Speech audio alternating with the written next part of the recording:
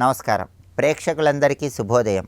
ఈనాటి శుభయోగం శీర్షికన అక్షయ తృతీయ సింహాచలం వరాహలక్ష్మీ నరసింహస్వామివారి చందనోత్సవం సందర్భంగా ఎలాంటి విధి విధానాలు పాటించాలో, తద్వారా ఎలాంటి ప్రయోజనాలు సిద్ధింపజేసుకోవచ్చో పరిశీలిద్దాం.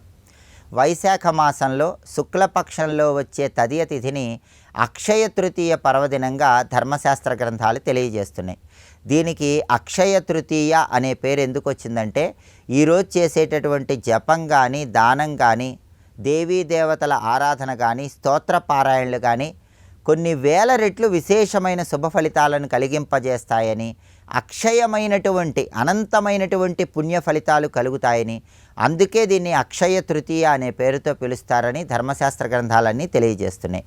అక్షయ తృతీయ సందర్భంగా కొన్ని దానాలు ఇవ్వటం ద్వారా సమస్త శుభాలు చేకూరతాయి.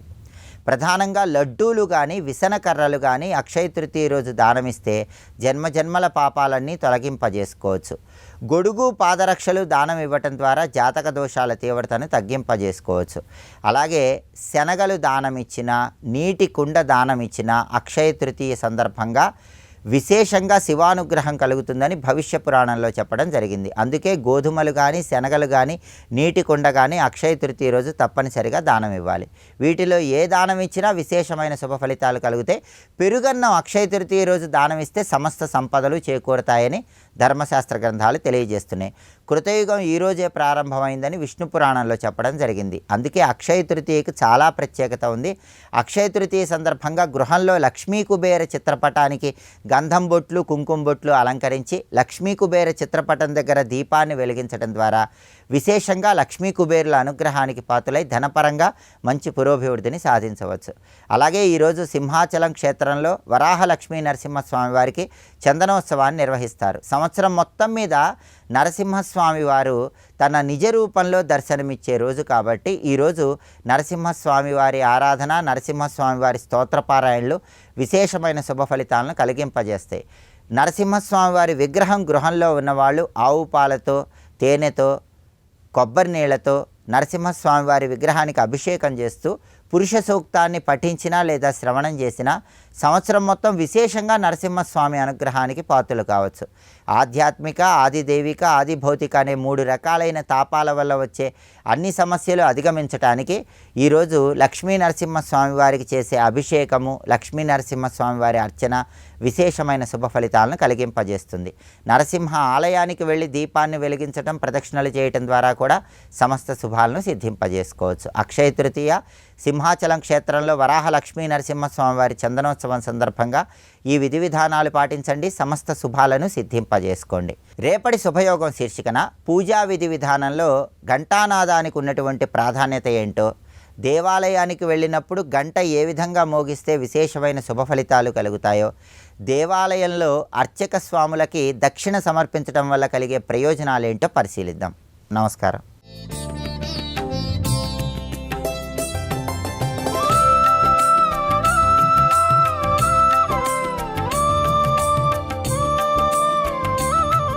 మూకం కరోతి వాచాలం పంగుం లంఘయతే గిరిం యత్కృపాతమహం వందే పరమానందమాధవం.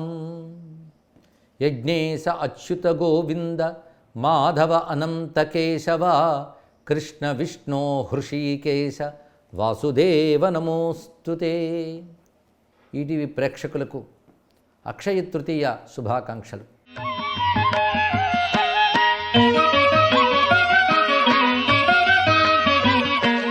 వైశాఖ శుక్ల తదియ తిథిని అక్షయ తృతీయ అంటారు. అయితే ప్రతి మాసంలో తృతీయలు 2 పక్షాల్లో వస్తాయి. అయితే ఈ తృతీయకే అక్షయం అనే పేరు కలుస్తున్నది. అంటే వైశాఖ మాసంలో ఒక్కొక్క తిథికి ఒక్కొక్క ప్రత్యేకత ఉన్నది. అందులో తృతీయ తిథి అత్యంత విశేషంగా చెప్పబడుతుంది. వైశాఖ మాస ప్రాధాన్యం చేతనే దీని అక్షయ అనే శబ్దం కూడా వచ్చినది. అక్షయ తృతీయ అనే మాటలో అనంత ఫలప్రదాయని అని అర్థం కనబడుతుంది. అక్షయము అంటే నాశనము లేనటువంటి, తరుగుదల లేనటువంటిది అని అర్థం. అలాంటి తరుగుదల లేని, నాశనం లేని, అనంత ఫలమిచ్చే శక్తి కలిగిన గొప్ప తిథి కనుక వైశాఖ శుద్ధ తృతీయ అక్షయ తృతీయ అవుతున్నది. అయితే తరుగుదల లేని శక్తి కావాలంటే తరుగుదల లేని సత్కర్మ చేయాలి. అందుకే సత్కర్మ ఆచరణకి ఇది యోగ్యమైనటువంటిది. అలాంటి సత్కర్మ చేస్తే అనంత ఫలం ఇస్తుంది. సాధారణంగా కర్మను అనంతంగా ఎవడు చేయలేడు. ఫలం మాత్రం అనంతమైనది కోరుకుంటాం. కనుక చేసిన కొద్దిపాటి కర్మకి అనంత ఫలం ఇచ్చే శక్తి ఉండాలంటే కాలం యొక్క శక్తి కలగాలి. అలాంటి కాలశక్తి అక్షయ తృతీయలో ఉన్నది. కొద్దిపాటి సత్కర్మకు కూడా అనంతమైన ఫలితాన్ని ఇచ్చేటువంటి కాలం గనక దీన్ని అక్షయ తృతీయ అని పెద్దలు పేరుంచారు. దీనిలో చేయవలసిన కర్తవ్యాల గురించి ధర్మశాస్త్రాలు అనేకం చెప్తున్నాయి. ముఖ్యంగా అక్షయ తృతీయ నాడు కొనిదాచుకోవడం గొప్ప కాదు, అది దానం చేయడంలో గొప్పగా చెప్పారు. ఇక్కడ సత్కర్మల్లో దానం గొప్పది. కనుక ఈ రోజుల్లో దానం చేసినదే అక్షయ ఫలమే నీకు లభిస్తుంది కనుక దానానికి ప్రాధాన్యం ఇచ్చారు. అసలు మాసాల్లో వైశాఖ మాసమే దాన ప్రధానమైనటువంటి మాసం. ఏది దానం చేసినా అక్షయ ఫలం ఇస్తుంది కనుక ఈరోజు దానం ఒకటి ప్రధానంగా చెప్పారు.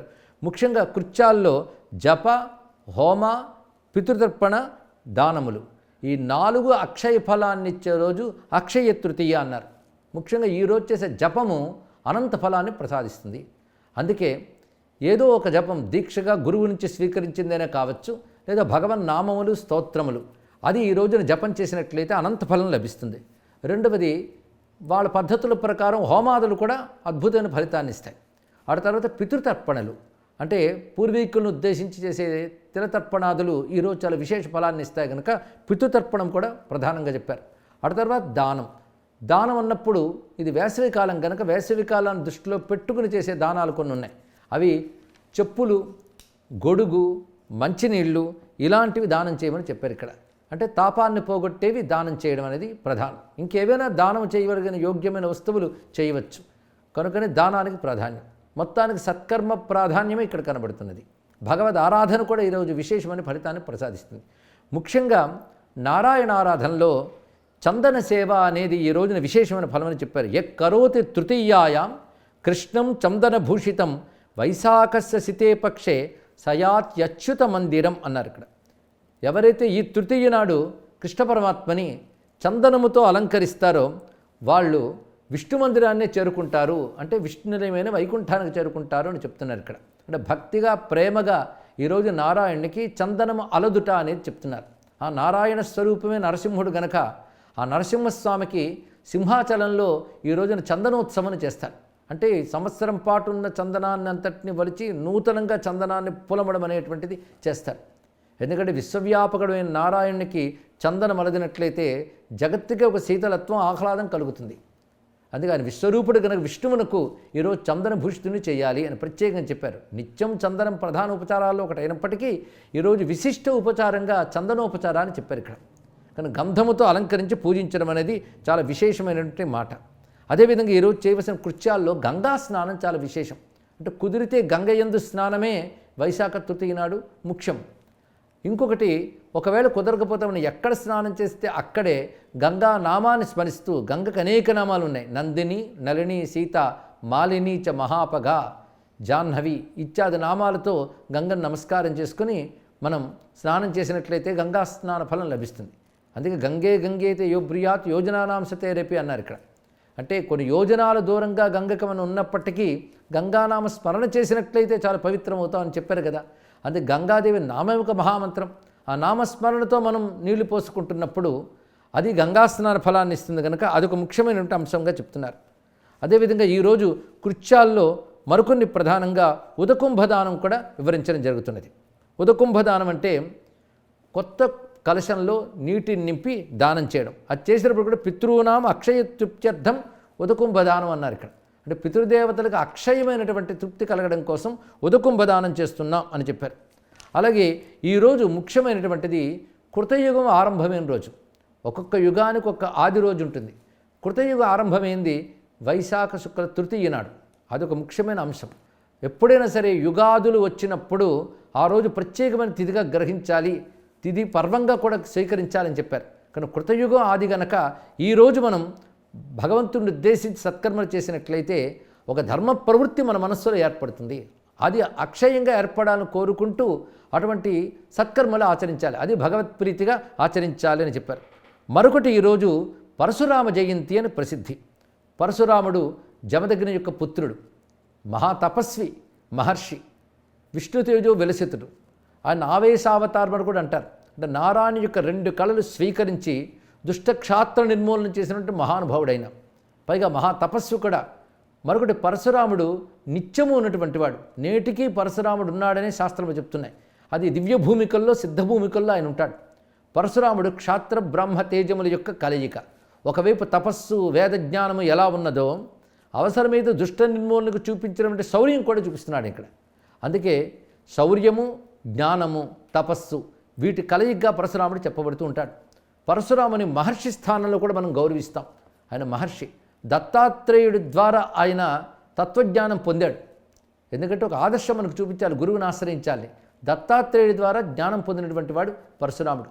ఈ పరశురాముడు ఏర్పరిచినటువంటి శ్రీ విద్యా శాస్త్రం కూడా ఉన్నది. అలాంటి పరశురాముని మనం నమస్కరించుకుంటూ జామదగ్ని మహావీర క్షత్రియాంతకర ప్రభో అని నమస్కరించుకుని ఆయన్ను ఉద్దేశించి అర్ఘ్యములు ఇవ్వడం కూడా శాస్త్రంలో చెప్తున్నారు. ఈ రోజున పరశురామ స్మరణే చాలు విశేషమైన అనుగ్రహం మనకు ప్రదానం చేస్తుంది. ఒకవైపు వీరత్వం, మరొకవైపు జ్ఞానం, ఈ రెండూ ఉండాలి అని చెప్తున్నారు. అందుకే ఈ రోజున మరొక విశేషం ఏంటంటే గంగా స్నానం చేస్తే మంచిదే, సముద్ర స్నానం కూడా ఉత్కృష్టమని చెప్తున్నారు. అందుకే ఈ రోజున సముద్ర స్నాన విధి కూడా శాస్త్రంలో చెప్పిన ప్రకారంగా చేయాలి. ఇలాంటి అనేక ఫలములు కలిగినది అక్షయ తృతీయ. ఈరోజు భగవదారాధనకి అత్యంత ప్రాధాన్యం ఇవ్వాలి, దానానికి ప్రాధాన్యం ఇవ్వాలని గుర్తుపెట్టుకుని భగవదారాధనలో భాగములైనటువంటి జపము, స్తోత్రము, అర్చన, ఈ మూడు ఆరాధనలో ప్రధానమైన అంశములు. ఎవరిని ఆరాధిస్తున్నామో వారిని జపించడం, వారిని అర్చించడం, వారిని స్తోత్రించడం, ఈ మూడు అక్షయ ఫలాన్ని చేస్తాయి కనుకనే అక్షయ తృతీయ అనేది అనంత ఫలదాయినిగా కీర్తింపబడుతున్నది. అదేవిధంగా ఈరోజు రాత్రికి కూడా ప్రాధాన్యం ఉన్నది. శాస్త్రమంది దారుణారాత్రి అంటారు. అంటే ఈ రాత్రి వేళ అమ్మవారిని ఆరాధన చేసినట్లయితే దారుణం తొలగిపోతుంది, బాధ పెట్టేవి తొలగుతాయని చెప్తున్నారు. అలా భారతదేశానికి క్షేమం కలగాలని, సనాతనం రక్షింపబడాలని ఈ అక్షయ తృతీయ నాడు నారాయణ స్వామిని, నారాయణిని నమస్కరిస్తూ స్వస్తి.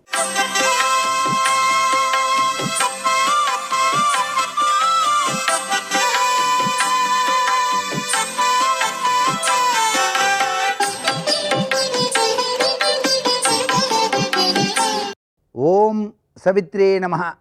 ఓం నమో నారాయణాయ. ఓం నమః శివాయ. శ్రీమాత్రే నమః. ఈరోజు వైశాఖ శుద్ధ తదియ లక్ష్మీ నరసింహస్వామి వారి చందనోత్సవం అద్వితీయంగా నిర్వహించేటువంటి విధి విధానం. గంధము పూయరుగా అన్నట్టుగా ఆ చందనోత్సవాన్ని ఎవరైతే తిలకిస్తారో, ఆ చందనం తెచ్చుకొని నిత్యం కూడాను ఎవరైతే నుదుట ధరిస్తారో వారికి లక్ష్మీ నారసింహుని యొక్క దివ్యవంతమైన అనుగ్రహం ఎల్లవేళలా కలిగి తీరుతుంది అని చెప్పేసి శాస్త్రం. అంతేకాకుండా ప్రహ్లాద చరిత్ర తప్పనిసరిగా పఠించాలి. ఈ రోజున ఇందుగలడందులేడను సందేహమవలదు, చక్రి సర్వోపగతుండు, ఎందెందు వెతకి చూసిన అనందే గలడు, దానవాగ్రిని వింటే అని చెప్పేసి తండ్రికే గుణపాఠం చెప్పినటువంటి ప్రహ్లాదుని యొక్క దివ్య చరిత్ర అద్వితీయమైనటువంటి విధి విధానానికి నాంది పలుకుతుంది. అందుచేత పుత్రోత్సాహము యొక్క ప్రభావం ఎంత గొప్పదో, భక్తితత్వంలో దాగిన మధురాతి మధురమైన ప్రభావాలు ఎంతటి ఔన్నత్యాన్ని మానవాళికి ప్రసాదిస్తాయో మనం గ్రహించాలి. చందనం అంటే గంధం. ముత్తైదువులను ఇంట్లకు పిలిచి పేరంటాళ్ళుగా భావన చేస్తూ సువాసనచ్చిత ప్రీతిగా భావన చేసి మంగళసూత్రం పైభాగాన కంఠం వద్ద గంధం రాసే సాంప్రదాయం ఉంది మన యొక్క భారతీయ సనాతన సంస్కృతిలో. ఈ మాసాల్లో వైశాఖ మాసం అద్వితీయమైనటువంటి ప్రభావానికి నిదర్శనం కాబట్టి మనం చందనోత్సవంలో కూడా పాల్గొని స్వామివారి యొక్క దివ్య దృష్టికి పాత్రలమై తరించడానికి ఇది బాగా సహకరిస్తుంది. లక్ష్మీ నరసింహ కరావలంబ స్తోత్ర పఠనం ఈరోజు ఆచరించడం చేత ధైర్య సాహసాలు మానవుల్లోకి తొంగి చూస్తాయి అని చెప్పేసి చెప్పవచ్చు. ఓం నమో నారాయణాయ అనేటువంటి అష్టాక్షరీ మహామంత్రాన్ని కూడాను వీలైనన్ని సార్లు పఠించడం వల్ల కూడాను అభివృద్ధికరమైన ప్రభావానికి గురవుతాడు మానవుడు. సర్వే జనా సుఖినో భవంతు.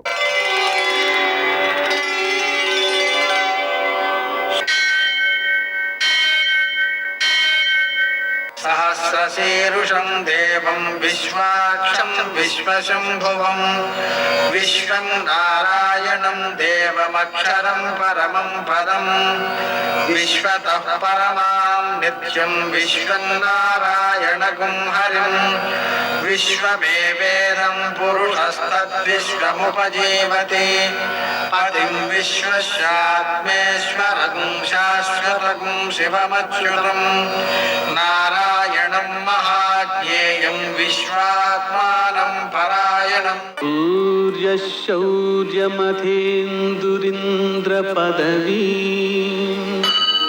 సన్మంగళం మంగళం. ఆపదామపహర్తారం దాతారం సర్వసంపదాం లోకాభిరామం శ్రీరామం మోక్షదంతం నమామ్యహం. నేటి కాలమాన విశేషాలను గమనిద్దాం. స్వస్తి శ్రీ చాంద్రమాన విశ్వావసనామ సంవత్సరం ఉత్తరాయణం, వసంత ఋతువు వైశాఖ మాసం శుక్లపక్షం బుధవారం. సూర్యోదయం 5:54 సూర్యాస్తమయం 6:32. తిథి తదేయ మధ్యాహ్నం 2:16 వరకు. నక్షత్రం రోహిణి సాయంకాలం 4:22 వరకు. వర్జం ఉదయం 9:11 నుంచి 10:37 వరకు. మరల రాత్రి 9:31 నుంచి 10:59 వరకు. దుర్ముహూర్తం మధ్యాహ్నం 11:45 నుంచి 12:38 వరకు. అమృతకాలం మధ్యాహ్నం 1:30 నుంచి 2:56 వరకు. రాహుకాలం బుధవారం కాబట్టి మధ్యాహ్నం 12 నుంచి 1:30 వరకు.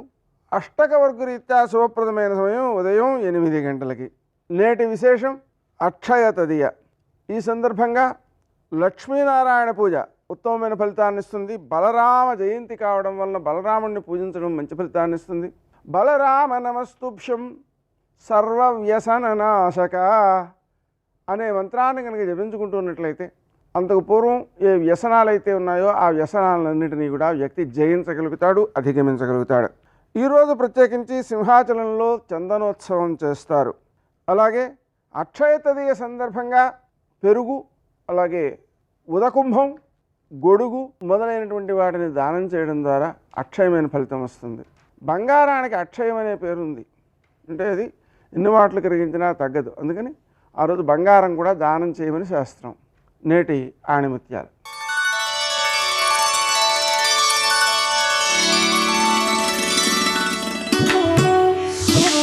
చిరునవ్వు ప్రతికూల పరిస్థితులను కూడా అవకాశాలుగా మార్చగలదు.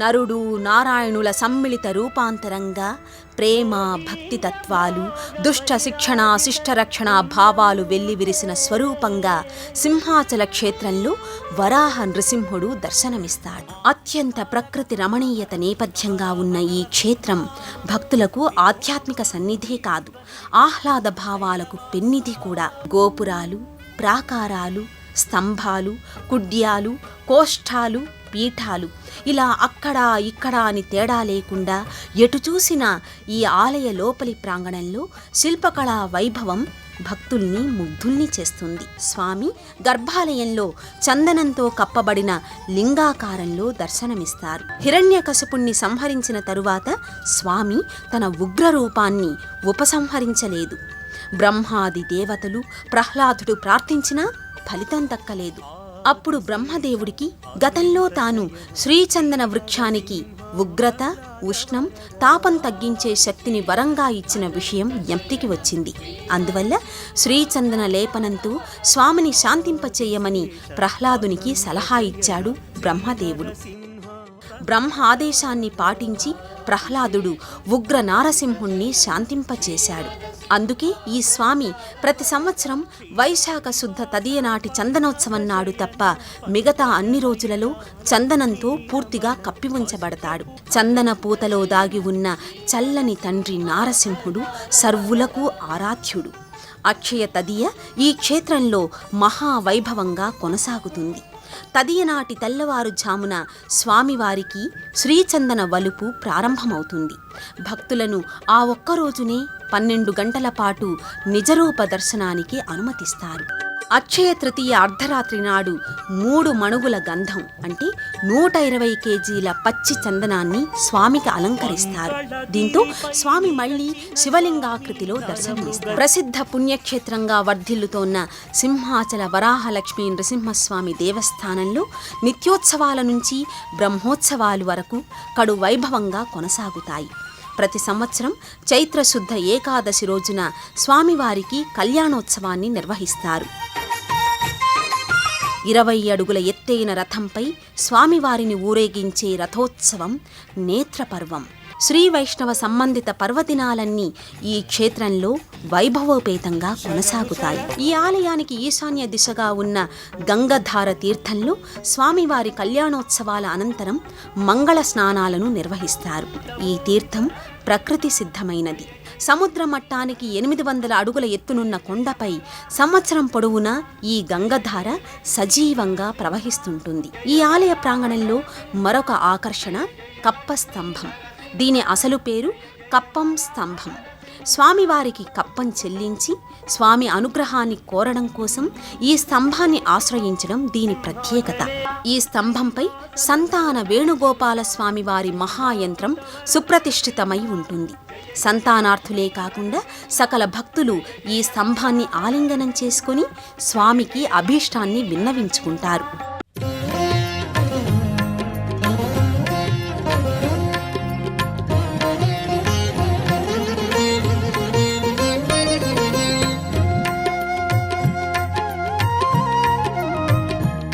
ముహూర్తమపి జీవావో జలన్మచ్చా వివాధృతౌ. బాగా నిండినటువంటి సరోవరంలో ఆడుకుంటున్నటువంటి చేపని చేత్తో పట్టుకుని పైకి తీసి ఒడ్డుకి విసిరేస్తే ఒంటికి తడి ఉన్నంతసేపు గిలగిలగిల కొట్టుకుని ప్రాణములతో ఉండి ఒంటికి ఉన్నటువంటి తడి ఆరిపోయిన తరువాత క్రమంగా నేల మీద పడి ప్రాణములు విడిచిపెట్టేసిన చేపలా వెనక్కి తిరిగి వెళ్ళిపోతున్నప్పుడు, నేను నిన్ను చూస్తూ వెళ్ళిపోతున్నప్పుడు ఎంతసేపు నువ్వు నాకు కనపడతావో అంతసేపు మాత్రమే ప్రాణములతో ఉండి నువ్వు కనపడడం ఆగిపోగానే ప్రాణం విడిచిపెట్టేస్తానన్నయ్యా, నేను నిన్ను విడిచిపెట్టి ఉండలేను, నా బలహీనత అని చెప్పుకున్నాడు. అది లక్ష్మణస్వామి అంటే. అంతటి ప్రేమమూర్తి రామచంద్రమూర్తిని ఒక నిమిషం విడిచిపెట్టి ఉండేవాడు కాడు. అందుకే శ్రీరామావతార పరిసమాప్తి చేయించాల్సి వచ్చింది. 11,000 సంవత్సరములు అయిపోయింది. ఆయనని ఎవరు పిలవగలరు? కాలపురుషుడు వచ్చాడు. కాలపురుషుడు వచ్చి ఒక ముని రూపంలో వచ్చాడు. వచ్చి రామచంద్రమూర్తిని కలిశాడు. రాముడు మునులను చూస్తే వెంటనే సేవిస్తాడు. ఆయన పాదములు కడిగి అర్ఘ్యపాద్యములు ఇచ్చాడు. ఏం కావాలి మహానుభావ, ఎందుకు వచ్చారన్నాడు. ఏమీ లేదు రామా, నీతో ఏకాంతంగా మాట్లాడాలి. నువ్వు నేను తప్ప ఎవ్వరూ రాకూడదు. మనిద్దరం మాట్లాడుతుండగా ఎవరొస్తాడో వాడికి శిరచ్ఛేదం చెయ్యాలి, వాణ్ణి నువ్వు చంపేయాలన్నాడు. తప్పకుండా మనిద్దరమే మాట్లాడుకుందాం అని ఒక గదిలోకి తీసుకెళ్ళి కూర్చోపెట్టి, ద్వారపాలకులైతే ఎవరైనా లోపలికి వస్తారేమో అని లక్ష్మణస్వామిని పిలిచి, ఓ మహాబాహు, నువ్వు ద్వారపాలకుడిగా ఉండు, ఎట్టి పరిస్థితులలోనూ లోపలికి ఎవరినీ పంపించకూడదు. నేను ఇతనితో మాట్లాడుతున్న లోపు ఎవరైనా లోపలికి వచ్చారో వాణ్ణి నేను సంహరిస్తాను. ఇది అతనికి నేను ఇచ్చిన మాట తప్పను. రామో దిర్నాభిభాషతే, రాముడికి 2 మాటలు లేవు, నీకు తెలుసు. నువ్వు ద్వారపాలకుడిగా ఉండన్నాడు. లక్ష్మణస్వామి నించున్నాడు. రామావతారాన్ని పరిసమాప్తి చేయించేయాలి. అయిపోయింది సమయం. దేవతలకి తెలుసు. ఆ కాలపురుషుడితో మాట్లాడుతున్నాడు. చతుర్ముఖ బ్రహ్మగారు మీకు చెప్పమన్నారు, 11,000 ఏళ్ళు అయిపోయింది, మీరు తిరిగి శ్రీవైకుంఠానికి రావాలి. మీరు ఇక్కడ నరుడిగా ఉన్నారు. ఒకవేళ మీరు ఇంకా ఇక్కడ ఉంటాను అంటే మిమ్మల్ని శాసించగలిగిన వాడు లేడు. లేదు, మీరిచ్చిన మాట పూర్తయిపోయింది కాబట్టి వచ్చేస్తానంటే మీకు స్వాగతం చెప్పమన్నారు బ్రహ్మగారు అన్నారు. అవతార పరిసమాప్తి చేసేస్తాను, వచ్చేస్తానని కాలపురుషుడితో మాట్లాడుతున్నాడు రాముడు. దుర్వాసో మహర్షి వచ్చారు. వచ్చి లక్ష్మణుడు ఎదురుగుండా నించుని ఉన్నాడు. నాకు ఉత్తర క్షణంలో రామదర్శనం కావాలి, లోపలికి వెళ్ళి చెప్పు, దుర్వాసో మహర్షి వచ్చారని అన్నాడు. లక్ష్మణస్వామి అన్నారు, ఒక్క నిమిషం తాళండి, పరమ ఏకాంతంలో ఉన్నారు అన్నగారు, వెళ్ళకూడదు ఎవరు. ఆయన అన్నాడు, నేను వచ్చిన విషయం లోపలికి వెళ్ళి నువ్వు చెప్పావా చెప్పు, చెప్పలేదా రాముణ్ణి మీ అన్నదమ్ములందరినీ మీ బిడ్డల్ని కూడా శపిస్తాను. రాముణ్ణి శాపగ్రస్తుణ్ణి చేస్తావా, లోపలికెళ్ళి చెప్తావా అన్నాడు. అన్నగారికి శాపం తగిలి అన్నగారు బాధపడడం కన్నా నేను ఒక్కడిని చచ్చిపోతాను అన్నయ్య కోసం. లోపలికి వెళ్ళి మాట్లాడితే ఏం చేస్తాడు, చంపేస్తానన్నాడు. అన్నయ్య కోసం చచ్చిపోతాను తప్ప అన్నయ్య కోసం మాత్రం ఎట్టి పరిస్థితులలో అన్నయ్యకి మాట రానివ్వను. సర్వం శ్రీ ఉమామహేశ్వర పరబ్రహ్మార్పణమస్తు. స్వస్తి.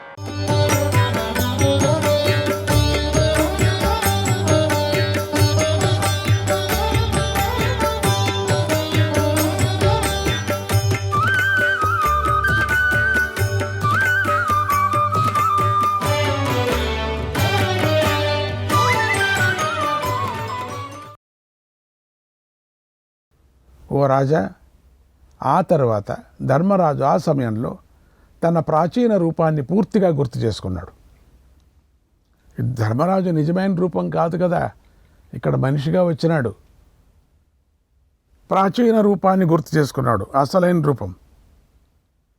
వ్యాస మహర్షి చెప్పిన యోగ ధర్మాన్ని కూడా జ్ఞాపం చేసుకున్నాడు. అనంతరం ధర్మరాజు విదురుడి శరీరానికి అక్కడే దహన సంస్కారం చేయాలనుకొని ముందుకు కదిలాడు. అంతలో ధర్మరాజు ఉన్న చోట గల ఆకాశం దద్దరిల్లింది. అశరీరవాణి ధర్మరాజుతో ఇలా అంది: ఓ ధర్మరాజా, విదురుడు అనే పేరుతో ఉన్న ఈ శరీరాన్ని దహించకూడదు. ఎందుకంటే ఇతడు సన్యసించాడు. ఇలాంటి వారిని దహించకుండా ఉండటమే మంచిది. అదే సనాతన ధర్మం. కనుక నీ ప్రయత్నాన్ని విడిచిపెట్టు. ఓ రాజా, ఈ విదురుడు ఆంతానిక లోకాలు పొందుతాడు, సాంతానిక లోకాలు. కనుక ఇతడికే శోకించకు అంది ఆకాశవాణి. పలికింది. అయ్యా, అగ్ని పెట్టద్దయ్యా, సన్యాసులకు అగ్ని పెట్టకూడదు. ఈ భూమి చాలా అదృష్టం చేసుకుంది. వెంటనే ధర్మరాజు ఆ దేహానికి నమస్కారం పెట్టి వెనక్కి వెళ్ళాడు. ధృతరాష్ట్రుడి వద్దకు వచ్చి అంతా చెప్పాడు.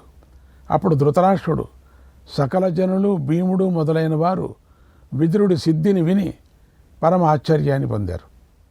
అందరికీ తెలిపాడు ఏమేం జరిగింది అని ధర్మరాయ.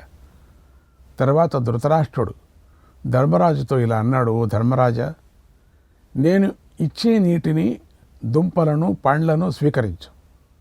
మానవుడు తాను ఏ పదార్థాలు స్వీకరిస్తే వాటినే అతిథికి కూడా ఇవ్వాలని శాస్త్రం చెప్పింది అన్నాడు. ఇది బాగా జ్ఞాపకం పెట్టుకోండి. అతిథి ఇంటికి వచ్చిన వాడికి మనం ఏం తింటున్నామో దాన్ని పెట్టాలా, అది దాచిపెట్టకూడదు. పండ్లు తింటుంటే పండ్లే పెట్టాలా, దుంపలు తింటుంటే దుంపలు పెట్టాలా. ఆ మాట విని ధర్మరాజు అలాగే అని అంగీకరించాడు. అప్పుడు ధృతరాష్ట్రుడు ఇచ్చినటువంటి ఫలాలను సోదరులతో కలిసి తిన్నాడు.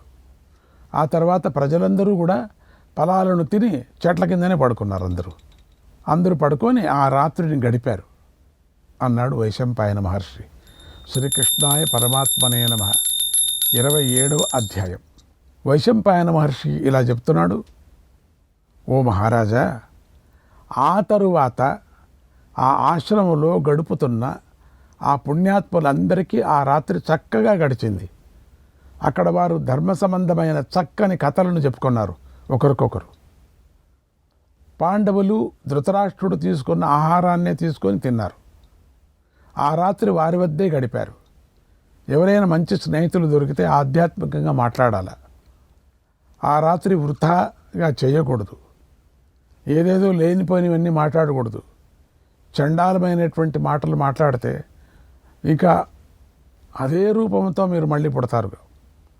అందుకని స్నేహితులు దొరికినప్పుడు ఆధ్యాత్మ పరంగా, పరమాత్ముని పరంగా కానీ, భాగవతం పరంగా కానీ, రామాయణం పరంగా కానీ, క్షేత్రపరంగా కానీ మాట్లాడుకోవాలా. వాడట్లా, వీడిట్లా, వీడిట్లా అన్నాడు, వాడట్లా అన్నారు, వీళ్ళు ఎట్లన్నారు అని ఇష్టం వచ్చినట్టు మాట్లాడుకోకూడదు. ఆ పాపం అంటుకుంటుంది. ఎవరో చేసిన పాపం నోటితో ఆడిన వాళ్ళకి వచ్చేస్తుంది అన్నంట. కథ కూడా విన్నారు మీరు. అందుకని ఇక్కడ సమయం దొరికింది కాబట్టి పాండవులందరూ కూడా ఒకరికొకరు ఆధ్యాత్మపరమైనటువంటి మాటలే మాట్లాడుకున్నారు. బ్రహ్మసూత్రాల గురించి మాట్లాడుకున్నారు. అక్కడ బ్రహ్మతత్వాన్ని గురించి మాట్లాడుకున్నారు. శ్రీకృష్ణుడు బోధించిన భగవద్గీత గురించి మాట్లాడుకున్నారు. సమయం దొరికినప్పుడంతా మాట్లాడుకునేవాళ్ళు. ఇవి రాజులైనప్పటికీ వీళ్ళు ఇంకా అట్లే వాళ్ళు ఉండబట్టే ఇంక మనమంతా ఎట్లా ఉండాలా? చిన్న సమయం దొరికినా కూడా మంచి మాటలే మాట్లాడుకోవాలి, కానీ చెడు మాటలు మాట్లాడుకోకూడదని మహాభారతంలోనే చెప్పింది. అందుకని ఓ రాజా, పాండవులు విలువైన పడకలను విడిచిపెట్టి తల్లి ఎదురుగా నేల మీద పడుకున్నారు. ఎంత ఆప్యాయతగా పడుకున్నారో ఆ రోజు, అంత ఆనందంగా నిద్ర కూడా వచ్చింది. ఆ రోజు రాత్రి గడిచింది. తెల్లవారగానే ధర్మరాజు ప్రాతకాలంలో చేయవలసిన కర్మలను పూర్తి చేశాడు. ధృతరాష్ట్రుడి అనుమతిని పొంది సోదరులు, అంతఃపుర కాంతులు, సేవకులు, పురోహితులతో కలిసి విభిన్న ప్రాంతాలలో తిరుగుతూ ఆశ్రమాన్ని అంతా చూశారు. అక్కడ వెలుగుతున్నటువంటి యజ్ఞవేదికలను చూశాడు.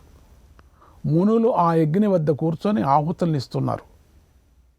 ఆశ్రమాలలో అక్కడక్కడ జింకలు నిర్భయంగా సంచరిస్తున్నాయి. పక్షులు భయం లేకుండా సంతోషంగా పాటలు పాడుతున్నాయి. అక్కడక్కడ ద్విజుల యొక్క వేదమంత్ర ధ్వనులు వినిపిస్తున్నాయి. ఇవన్నీ ఆశ్రమాలకు ఎంతో అందాన్ని తెస్తున్నాయి. పండ్లు, దుంపలను తినే మహాత్ములు ఆశ్రమాలలో శోభిస్తున్నారు. చూసారా, ఆశ్రమం అంటే అది. అక్కడంతా చూశారు వీళ్ళు. అక్కడ ఆశ్రమ వాసులందరూ హోమం చేస్తున్నారు, జపం చేస్తున్నారు. బంగారు కలశాలను, రాగి కలశాలను, మృగ చర్మాలను, కంబళ్లను, శుర్క్ శుర్వాలను, కమండలాలను, తప్పెలాలను, లోహపాత్రలను, ఇంకా ఉపయోగపడేటువంటి చిన్న చిన్న వస్తువులను కూడా ఎన్నో ఇచ్చాడు. ఇంకా వాళ్ళందరికీ ఆయన ఇచ్చాడు ధర్మరాజు. ఇంకా ఎవరెవరు ఏది కోరితే, ఎంత కోరితే అంతా ఇచ్చేశాడు. ఇలా ధర్మాత్ముడైన ఆ ధర్మరాజు ఆశ్రమాలన్నీ తిరిగి ధనమంతా వారికిచ్చి తిరిగి వచ్చాడు. తర్వాత నిత్యకర్మలు పూర్తి చేసి ప్రశాంతంగా గాంధారితో కలిసి కూర్చొని ఉన్నటువంటి ధృతరాష్ట్రుని చూశాడు. తర్వాత ధర్మరాజు వారి దగ్గరలోనే శిష్యురాలిలాగా వినయంగా నిలబడి ఉన్న, శిష్టాచారంతో కూడి ఉన్నటువంటి తన తల్లి అయినటువంటి కుంతీదేవిని చూశాడు. తర్వాత ధర్మరాజు మొదలైన వారంతా ధృతరాష్ట్రుడు చుట్టూ కూర్చున్నారు. వాళ్ళకంతా చాలా రోజులైంది కదా. ఆ సమయంలో అక్కడికి కురుక్షేత్రంలో నివసిస్తున్న శతయూపుడు మొదలైన మహర్షులందరూ వచ్చారు అక్కడికి. వ్యాస భగవానుడు కూడా శిష్యులతో కలిసి అక్కడికి వచ్చి ధృతరాష్ట్రుడికి దర్శనమిచ్చాడు. మహానుభావుడు వ్యాసుడు వచ్చాడు. అప్పుడు ధృతరాష్ట్రుడు, ధర్మరాజు, భీముడు మొదలైన వారు వెంటనే పైకి లేచి ఆయనకు నమస్కారం కూడా చేశారు. వ్యాసుడు రాగానే శతయూపుడు మొదలైన మహర్షులందరూ ఆయన చుట్టూ చేరారు. అప్పుడు వ్యాసుడు, నాయనా కూర్చో అని ధృతరాష్ట్రుడికి చెప్పి తాను అక్కడ ఉన్నటువంటి శ్రేష్టమైన దర్భాసనంపై కూర్చున్నాడు. అన్నాడు వైశంపాయనుడు. శ్రీకృష్ణాయ పరమాత్మనే నమః. 28వ అధ్యాయం. వైశంపాయన మహర్షి ముందుకు ఇట్లా చెప్పుకొని వెళుతున్నాడు. ఓ మహారాజా, ఆ తరువాత వ్యాసుడు ధృతరాష్ట్రుడితో ఇలా అన్నాడు. ఓ ధృతరాష్ట్ర, నీ తపస్సు బాగా వృద్ధి చెందుతుందా? వనవాస నియమాలు పాటిస్తూ నువ్వు సంతోషంగా ఉన్నావా? పుత్రమరణ శోకం నీ మనస్సును బాధిస్తుందా? నీ జ్ఞానేంద్రియాలన్నీ సరిగ్గానే పనిచేస్తున్నాయా? బుద్ధిని గట్టి చేసుకొని నువ్వు అరణ్యక విధిని ఆచరిస్తున్నావా? గాంధారి దుఃఖానికి వసురాలైంది పాపం. రాజా, కుంతీదేవి తన కుమారులను కూడా విడిచిపెట్టింది పాపం. పూజ్యులను సేవించాలనే ఆసక్తితో ఉంది. ఆమె నిన్ను అహంకారం లేకుండా సేవిస్తుందా? ధర్మరాజ్ నీ చేత గౌరవించబడ్డాడని నేను అనుకుంటున్నాను. నువ్వు ఈ భీమార్జున నకుల సహదేవులను ఓదార్చావా? రాజా, వీరిని చూసి ఆనందిస్తున్నావా? నీ మనస్సు ఇప్పుడు నిర్మలంగా ఉందా? నువ్వు జ్ఞానవంతుడవై హృదయాన్ని పరిశుద్ధం చేసుకున్నావా? సకల ప్రాణులలోనూ శత్రుత్వం లేకపోవటం సత్యం, క్రోధం లేకపోవటం అనే ఈ 3 గుణాలు చాలా గొప్పవి. వనవాసంలో ఆటవికమైన ఆహారం నీకు ఒక్కొక్కసారి లభిస్తుంది, ఒక్కొక్కసారి లభించదు. లభించినప్పుడు ఉపవాసం చేయవలసి వస్తుంది. ఇలాంటి స్థితి వనవాసంలో ఉంటుంది. కనుక ఈ వనవాసం నీకు మోహాన్ని కలిగిస్తుందా? ఓ రాజా, విదురుడు మహాత్ముడు, ధర్మస్వరూపుడు. ఈ విధిని ఆచరించి ఆయన లోకాన్ని విడిచి వెళ్ళాడు. ఆ విషయం నీకు తెలుసు. విదురుడు మహాబుద్ధి గలవాడు, మహాయోగి, మహాతపస్వి, మహాత్ముడు. మాండవ్యముని శాపం వల్ల అలా పుట్టిన ధర్మదేవత. దేవతలలో బృహస్పతి కానీ రాక్షసులో శుక్రుడు కానీ ఆ విదురుడిలాగా బుద్ధిమంతులు కారు. మాండవ్యముని చిరకాలం ప్రోగు చేసుకున్న తపశ్శక్తినంతా ఖర్చు చేశాడు. సనాతనుడైన ధర్ముడికి శాపమిచ్చాడు. నేను గతంలో బ్రహ్మదేవుడి ఆజ్ఞానుసారంగా నా తపోబలంతో ఆ విచిత్ర వీరుడి భార్యందు పుత్రుణ్ణి కన్నాను. మహారాజా, ఆ నీ సోదరుడైన విదురుడు దేవతలకే దేవుడు, సనాతనుడు, ఆయనే ధర్ముడు. ధారణాన్మనసాధ్యానాత్ ధారణాన్మనసాధ్యానాత్ యం ధర్మం కవయో విదుః యం ధర్మం కవయో విదుః. ధారణ వల్ల, మనసా ధ్యానించటం వల్ల ఆయనను ధర్ముడని పండితులు అంటారు. సత్యేన సంవర్ధయతి సత్యేన సంవర్ధయతి యోదమేన శమేన చ యోదమేన శమేన చ అహింసయా చ దానేన అహింసయా చ దానేన తప్యమానః సనాతనః తప్యమానః సనాతనః. ధర్ముణ్ణి సత్యం, దమం, శమం, అహింస, దానం అనే ఈ రూపాలతో సేవిస్తే ఆయన లోకాన్ని వృద్ధి చేస్తాడు. చూసారా, ఆ సనాతనుడనే విదురుడు. ఓ రాజా, యమధర్మరాజుకు యోగ బలంతో జన్మనిచ్చిన ధర్ముడే ఈ విదురుడు. అగ్ని, గాలి, నీరు, నేల, ఆకాశం అనేవి ఇహపర లోకాలలో ఉన్నట్టుగానే ధర్మం కూడా ఇహపర లోకాల్లో ఉంటుంది. ధర్మం అంతటా సంచరిస్తూ ఉంటుంది. ఈ చరాచర జగత్తునంతా వ్యాపించి ఉంటుంది. సిద్ధులు, దేవతలు ఆ ధర్మాన్ని దర్శిస్తూ ఉంటారు ఎప్పటికీ. ధర్ముడే విదురుడు, విదురుడే ధర్మరాజు. అందుకే విదురుడు ధర్మరాజుతో కలిసిపోయాడు. ఇద్దరు ఒకటే, కలిసిపోయారు. చూశావు కదా. ఓ రాజా, అతడే ఇప్పుడు ఇదిగో ఈ రూపంలో నీ ఎదుట దాసుడిలాగా నిలబడి ఉన్నాడు. ఆ నీ సోదరుడైన విదురుడు బుద్ధిమంతుల్లో శ్రేష్ఠుడు, మహాత్ముడు. ఈ ధర్మరాజును చూసి మహాయోగ బలంతో ఈతడిలోకి ప్రవేశించి లీనమైపోయాడు. ఓ కుమారా, త్వరలోనే నువ్వు కూడా శ్రేయస్సును పొందుతావు. నేను నీ సంశయాన్ని తీర్చటానికే ఇక్కడికి వచ్చాను. గతంలో లోకంలో ఏ మహర్షులు చెయ్యని పనిని నేను ఈ రోజున చేసి చూపిస్తాను. అది తపస్సు చేతనే పొంది అనుభవించి ఆశ్చర్యపోవలసిన ఫలం. కనుక ఓ రాజా, నా ద్వారా నీకిష్టమైంది ఏది పొందాలని అనుకుంటున్నావో చెప్పు. చూడాలనుకున్నది చూపిస్తాను. అలాగే తాకాలి అనుకున్నది తాకవచ్చు, వినాలి అనుకున్నది వినవచ్చు. ఏం కావాలో కోరుకో అన్నాడు వ్యాస మహర్షి అని చెప్పాడు వైశంపాయన మహర్షి. శ్రీకృష్ణాయ పరమాత్మనే నమః. 29వ అధ్యాయం. జనమేజయుడు వైశంపాయన మహర్షిని ఇలా అడిగాడు. ధర్మరాజు తన వారితో కలిసి వనంలో ఎంతకాలం ఉన్నాడు? ఆ మహాత్ముల అంతఃపుర కాంతులతో, సైన్యాలతో సహా ఏమి తింటూ జీవించారు? నాకు ఈ విషయమంతా చెప్పు అని అడిగాడు. వైశంపాయనుడు ఇలా చెప్తున్నాడు. ఓ జనమేజయ, ధృతరాష్ట్రుడి అనుమతితో పాండవులు వివిధాన్న పానాలను విశ్రాంతిని పొందారు. అంతఃపుర కాంతులు సైన్యాలతో కలిసి ఆ వనంలో ఒక నెలపాటు గడిపారు. అక్కడికి ఒకనాడు వ్యాసుడొచ్చాడు. అందరూ ధృతరాష్ట్ర మహారాజు దగ్గర వ్యాసుడి వెంట కూర్చొని ఎన్నో విషయాలు మాట్లాడుకున్నారు. ఆ సమయంలో ఇతర మహర్షులు కూడా అక్కడికి వచ్చారు. ఓ రాజా, వారిలో నారదుడు, పర్వతుడు, దేవలుడు, విశ్వావసువు, తుంబురుడు, చిత్రసేనుడు ఉన్నారు. ధృతరాష్ట్రుడి ఆదేశంతో ధర్మరాజు వారందరినీ చక్కగా పూజించాడు. తర్వాత వారందరూ ధర్మరాజు పూజను గ్రహించి నెమలి ఈకలతో చేసిన పవిత్రమైన ఆసనాలపై కూర్చున్నారు. తర్వాత ధృతరాష్ట్రుడు తన ఆసనం మీద కూర్చున్నాడు. తర్వాత పాండవులు ఆయన చుట్టూ ఉన్నారు. ఆ తర్వాత గాంధారి, కుంతి, ద్రౌపది, సుభద్ర, ఇతర స్త్రీలు తమతోటి స్త్రీలతో కలిసి కూర్చున్నారు.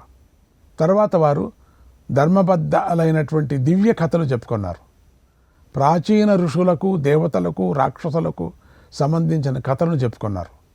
ఆ తర్వాత ఆ కథలు పూర్తి కాగానే భగవంతుడైన వ్యాస మహర్షి ధృతరాష్ట్రుడితో తాను వెనక చెప్పిన మాటనే మళ్ళీ ఇలా అడిగాడు. ఓ రాజా, చెప్పు, నీ కోరికను దేనిని తీర్చమంటావో చెప్పు. నేను వరమివ్వటానికి సిద్ధంగా ఉన్నాను. ఇప్పుడు నా తప ఫలితాన్ని చూడు అన్నాడు. ఆ మాట విని ధృతరాష్ట్రుడు ఒక ముహూర్తకాలం ఆలోచించాడు. వ్యాస భగవానుడితో ఇలా అన్నాడు. ఓ మహాముని, నేను ధన్యుడను. మీ చేత అనుగ్రహించబడ్డాను. మీ వంటి సాధువులతో నాకు ఈ రోజున సాంగత్యం లభించింది. అందువల్ల నా జీవితం ధన్యమైనది. ఓ తపోధనులారా, బ్రహ్మదేవుడితో సమానమైన మీతో నేను కలిసి ఉన్నానంటే నాకిష్టమైన గతి నాకు లభించింది అని నేను భావిస్తున్నాను. ఓ పుణ్యాత్ములారా, మీ దర్శనంతోనే నేను పవిత్రుడిని అయ్యాను. ఇందులో సందేహం లేదు. నాకు పరలోక భయం కూడా లేదు. కానీ దుర్బుద్ధి, మందమతి అయిన దుర్యోధనుడి అవినీతితోనే నేను పుత్రులను కోల్పోయాను. పుత్ర వ్యామోహంతో దానినే తలుచుకుంటున్నాను. అందుచేత నా మనస్సు ఎప్పుడు దుఃఖిస్తూనే ఉంది. దుర్యోధనుడు పాపచింతన కలవాడు. ఎప్పుడూ పాపచింతన, ఆశ, తానొక్కడే ఉండాలా, తనకే కావాలా, తన మాటనే చల్లాలా, తాను చెప్పిందే సత్యం, మిగతా వాళ్ళంతా తప్పుడు పనులు చేస్తారు, నేను మాత్రం చేయలేదు అనేవాడు. పాపచింతన కలవాడు. అందుకే పాపం తెలియని పాండవులను మోసం చేశాడు. గుర్రాలు, సైనికులు, ఏనుగులతో సహా ఈ భూమినంతా నాశనం చేశాడు. నా పుత్రుడికి సహాయంగా వివిధ దేశాల రాజులను వచ్చారు. సంసారానంతా నాశనం చేసుకున్నాడు. భార్యను దూరం చేసుకున్నాడు, పిల్లలను దూరం చేసుకున్నాడు, పోగొట్టుకున్నాడు. అంతా కూడా అతి బుద్ధితో, అతి అహంకారంతో సంసారాన్ని నాశనం చేసేసుకున్నాడు. రాజులు వచ్చారు, వారు కూడా మరణించారు. ఎందరో తండ్రులను, భార్యలను, ప్రాణాలను, మనోభిష్టాలను విడిచి వచ్చి యముడింటికి వెళ్ళిపోయారు పాపం. ఓ విప్ర, మిత్రుల కోసం యుద్ధంలో మరణించిన వారు ఎలాంటి గతిని పొందుతారో చెప్పు. అలా యుద్ధంలో చనిపోయిన నా పుత్రులు మనుమలు ఎలాంటి గతి పొందారు? వృద్ధుడైన భీష్ముణ్ణి, ద్విజుడైన ద్రోణుణ్ణి చంపించిన నా మనస్సు ఎప్పుడూ దుఃఖిస్తూనే ఉంది. మూఢుడు, పాపాత్ముడు, బుద్ధిహీనుడైన నా పుత్రుడు భూమిని జయించాలని నా చక్కని వంశాన్ని నాశనం చేశాడు. అన్యాయమైన వంశాన్ని నాశనం చేశాడు. ఈ ఘోరాన్ని తలుచుకుంటూ రాత్రి పగలు నేను క్షోభను అనుభవిస్తూ శాంతిని పొందలేకపోతున్నాను. తండ్రి, అదంతా తలుచుకుంటున్న నాకు శాంతి లభిస్తుందా అని ఎంతగానో బాధపడ్డాడు. ఆయన చూసి శోకాన్ని మరిచిపోయిన గాంధారి కూడా మళ్ళీ శోకించింది. వారిని చూసి కుంతి మొదలైన వాళ్ళు కూడా శోకించారు. తర్వాత గాంధారి ఎంతో శోకిస్తూ పైకి లేచి నమస్కారం చేస్తూ మామగారైన వ్యాసుడితో ఇలా అన్నది. ఓ మహర్షి, చనిపోయిన పుత్రులను తలుచుకుంటూ నాకు, ఈ మహారాజుకు 16 సంవత్సరాలు గడిచిపోయాయి. ఈ చేస్తూనే ఉన్నాం యోచన, కానీ మాకు శాంతి లభించటం లేదు. ఓ మహాముని, ఈ ధృతరాష్ట్రుడు పుత్రశోకంతో కుమిలిపోతున్నాడు. రాత్రంతా మేలుకొనే ఉంటాడు. నువ్వు నీ తపోబలంతో సకల లోకాలను కూడా మళ్ళీ సృష్టిస్తావు. అంత శక్తిగల నువ్వు పరలోకానికి వెళ్ళిన ఈ రాజర్షి పుత్రులను మళ్ళీ చూపించవా? ఈ ద్రౌపది కోడళ్ళందరికీ కూడా ఇష్టమైన కోడలు. ఈమె దాయాదులను, పుత్రులను పోగొట్టుకొని ఎంతో తీవ్రంగా దుఃఖిస్తుంది పాపం. అలాగే ఈ సుభద్ర అభిమన్యుడి వదకు తప్పించిపోతుంది. శ్రీకృష్ణాయ పరమాత్మనే నమః.